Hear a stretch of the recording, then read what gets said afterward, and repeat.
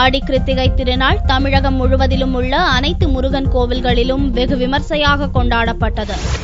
கிருத்திகை எனப்படும் கார்த்திகை நட்சத்திரத்தில் அவதரித்தவர் முருகப்பெருமான். சூரனை அழிக்க வேண்டும் என்ற நோக்கத்துடன் சிவபெருமானின் நெற்றிக்கண்ணிலிருந்து கிளம்பிய 6 தீப்பொறிகளில் தோன்றிய கார்த்திகேயனை 6 கிருத்திகை பெண்கள் சீராட்டி வளர்த்தனர். அவர்களின் பெருமையை போற்றும் வகையில் கிருத்திகை விரதம் கடைபிடிக்கப்படுகிறது. கிருத்திகை நட்சத்திரம் மாதம் வந்தாலும் ஆடி கிருத்திகை மிகவும் பிரசித்தி பெற்றதாக கருதப்படுகிறது. ஆடி கிருத்திகை திருநாள் தமிழகம் முழுவதிலும் உள்ள அனைத்து முருகன் கோவில்களிலும் திங்கட்கிழமை வெகு விமர்சையாக கொண்டாடப்பட்டது. கரூரில் உள்ள வெண்ணெய்மலை அருள்மிகு பாலசுப்பிரமணிய சுவாமி திருக்கோயில் மற்றும் புகழிமலை பாலசுப்பிரமணிய சுவாமி திருக்கோயிலில் சுவாமிக்கு சிறப்பு அபிஷேகங்களும் விசேஷ பூஜைகளும் செய்யப்பட்டன.